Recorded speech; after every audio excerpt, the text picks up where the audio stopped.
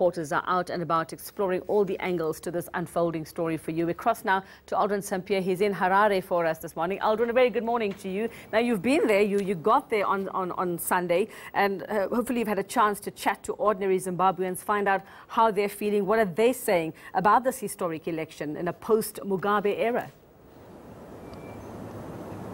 Well, certainly a level of excitement here in Zimbabwe ahead of those elections. As you have indicated, that it is indeed a historical election. And the last time I was here during the inauguration of Emmerson Mnangagwa after Robert Mugabe stepped down, one thing that I did take note of is that for many Zimbabweans, that was the first time that they witnessed the inauguration of a different president besides Robert Mugabe. That has been the leader that they've known over the past 4 decades. And now they've been granted an opportunity to choose a different leader. And of course, two of the front runners being Emmerson Mnangagwa as well as Nelson Chamisa, who's leading the alliance of the MDC alliance of different opposition parties that have come together and have thrown their weight behind this young man. And they say some saying that they need a young person to lead Zimbabwe to the prosperity that this country needs. A lot of Zimbabweans speaking about the issue around the economy, and even if you look at some of the election manifestos of the different political parties, especially the candidates who are contesting these elections, is that the manifesto centers around the economy of this country and how they promise to improve the economy of this country, considering that Zimbabwe has an unemployment rate that stands just above 90%. So certainly whichever person gets elected to be president of this country has their job literally cut out for them to ensure that they give employment to Zimbabweans. So how are they feeling so far? I mean, a couple of months, all short of a year since we see Emmerson Mnangagwa, since that ousting of Robert Mugabe. How are they feeling about what he's done so far? Do they think, just from what you gather, as much as they want change, does it seem like he brought about that change late last year? Do they see him as the man who could bring further change, or do they want to completely sort of throw their hats now in the Nelson Chamisa ring? Well, it certainly depends, Yveka, on who you speak to, considering these elections are so hotly contested. Some saying that Emmerson has shown that he has the capability of leading this country to prosperity and improving its economy as well. Yesterday, there was an unveiling of one of the projects, which is the improvement of the Zimbabwean International Airport, which has been called the Robert Mugabe International Airport.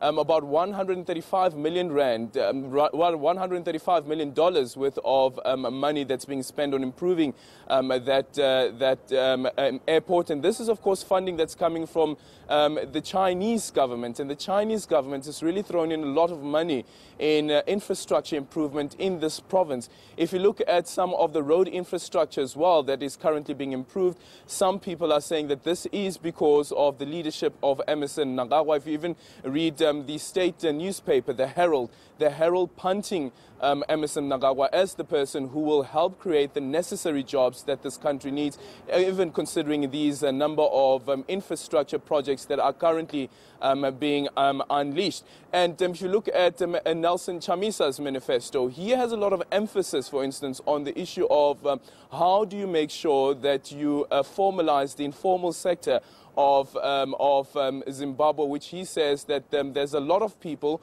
who have found themselves some money to put bread on the table, but they are doing this through an informal sector, and there's more opportunities within the informal sector should that informal sector be formalized. One have to emphasize as well, many journalists who have covered the elections here in Zimbabwe, have covered any story in Zimbabwe, will tell you how difficult it had been trying to work here in Zimbabwe during the Robert Mugabe rule or during the Robert Mugabe reign, and things are a bit lax compared to that era when Robert Mugabe was the leader of Zimbabwe.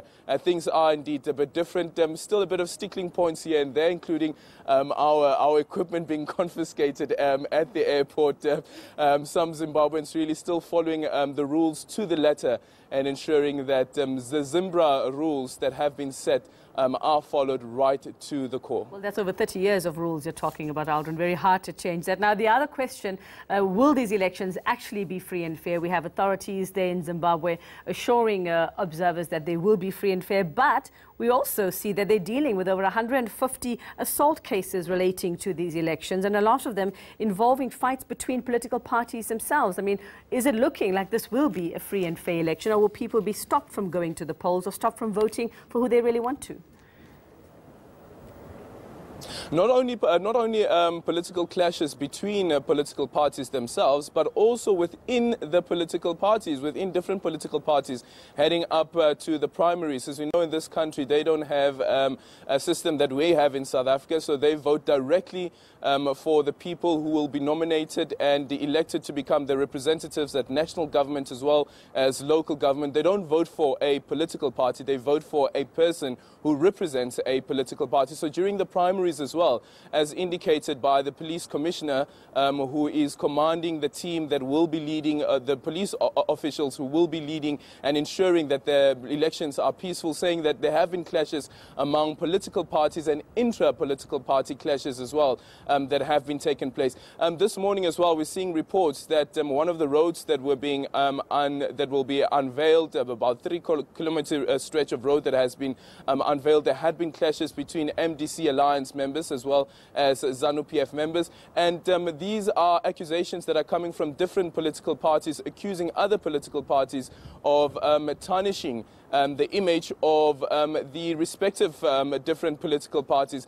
But the police officials saying that they will ensure that these elections are peaceful to make sure that the elections meet the credible standards that have been set by the various observer missions. But one thing that I have to emphasize, Yuveka, that may have an impact on whether these elections are indeed said to be credible and free and fair is when you look at the ballot paper. So normally with the ballot paper is that you have one column, and that is a column of all the presidential candidates. We know that there are 23 presidential candidates who are vying for the top post. But what the ZEC has decided to do, that is the Electoral Commission has decided to do, is they've decided then to split the ballot paper. So you have two columns on the ballot paper, and these list of presidential candidates are according to an alphabetical order.